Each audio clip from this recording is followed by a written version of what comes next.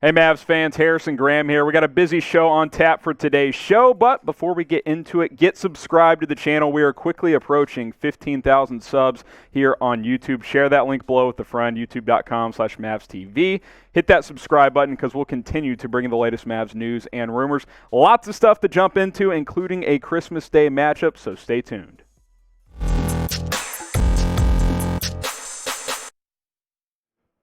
You're watching Dallas Mavericks Today. You can follow me on Twitter at HGrahamNFL for more NFL, NBA coverage, including a lot of Mavs discussion. How about this rumor I saw floating around the internet? Signing Kevin Love, and you're probably saying, oh, well, he's under contract.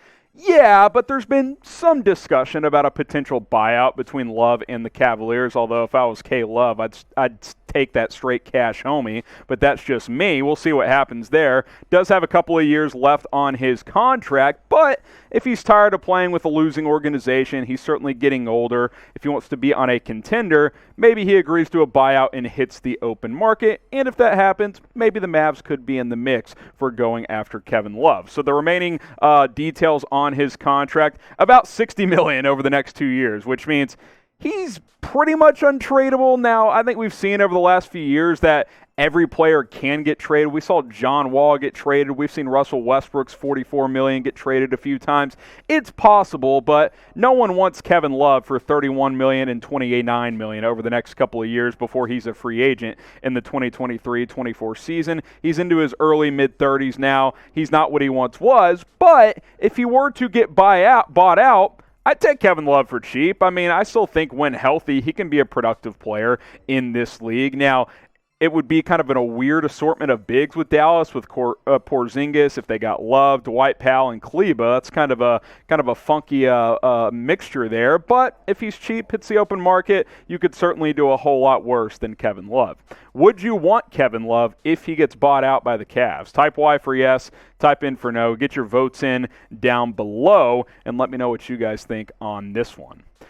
Again, like I said, he's certainly not what he was. Small sample size last year. He kind of just was out of the rotation after a while because the Cavs clearly weren't going to be a contender. But 12 points, 7.5 boards, 41% from the field, that's okay for a team that, didn't have any real clear direction at this point, that being the Cleveland Cavaliers. Could he come in and give you like 10 and 7 off the bench? Maybe. I think that's possible. Again, this only comes into play if he gets bought out. You're not trading for his contract. A, the Mavs don't have the money, and B, he's not worth the money he makes at this point. I'm not trading any assets for Kevin Love. But if he gets bought out, you get him for like $5 million, hey, you could do a whole lot worse than that.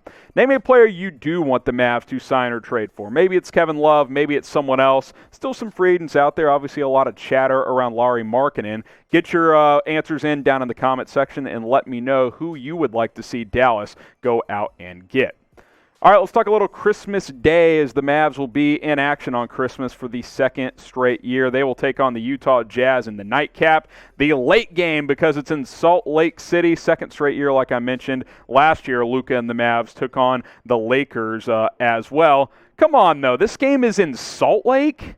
To quote Dirk Nowitzki, and I'll probably butcher this quote, but Utah is a terrible city. Come on, why is this game in Salt Lake? It'll be a good matchup because these are going to be two of the more exciting teams in the Western Conference, but no one wants to go watch a game in Salt Lake on Christmas. That's just a disaster on that front. So we will at least get to watch it on TV from our homes after we're enjoying a nice late Christmas dinner. One of 5 Christmas Day games, the nightcap, the Mavs will be involved in. But let's be honest, this should be at the AAC. Get this game out of Utah. No, why is Utah hosting a Christmas Day game? That is absolute trash. I get they're a good team, but they're a small market team. Why are they going at home? You don't see the Hawks hosting the Knicks. It's the other way around. It's the big markets, baby. NYC. Dallas isn't a New York market, but Salt Lake City, give me an absolute break. Are you pissed this game isn't in Dallas? Clearly I am. Type 1 for yes, type 2 for no.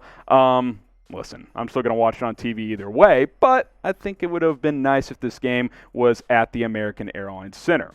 I did mention that this is one of 5 games on Christmas, as it is every year. The 12 o'clock game, Hawks at the Knicks. like I said, the big market host in there. Celtics at the Bucks, 2:30 Eastern time. 5 o'clock Eastern is Golden State at Phoenix. See, that should be backwards too. What are we doing?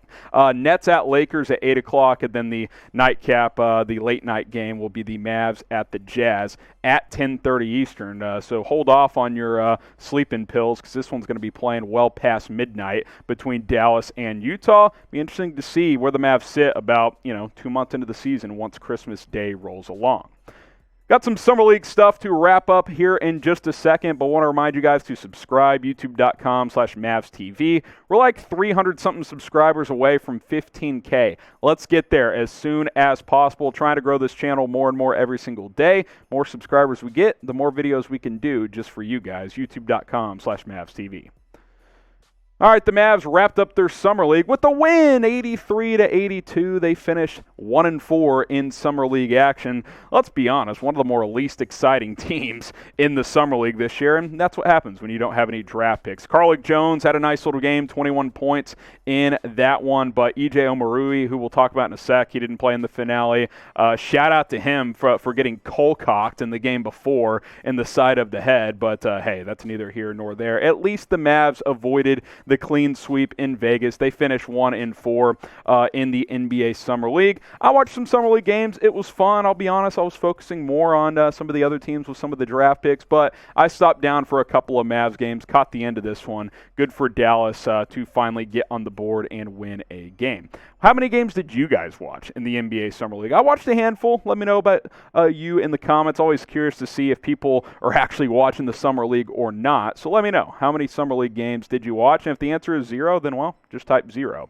The one guy that did impress me, Eugene Omarui, didn't play in the finale. Played in 4 games, 15 points, 5 boards, efficient from the field. Can't shoot the ball from 3, but physical player, good athlete. I thought he was showed some excitement in the Summer League. I don't really know if he has a real chance at cracking this rotation or anything like that, but he impressed me. I believe he's one of the 2-way contracts, and my producer can correct me if that's wrong. No, that is correct. It's him and Nate Hinton, who he was not that good in the Summer League. I think he had about 1 good game overall, so we'll see what his future holds. But, hey, upside project type of guy. He can play a lot of games in the G League this year. Maybe he gets a handful of games on the Mavs roster, maybe on some load management type of nights. He impressed me. He was fun to watch. Otherwise, it was a bunch of guys that are going to play in the G League or in overseas in all reality. So Mavs finished 1-4 in the NBA Summer League with an 83-82 victory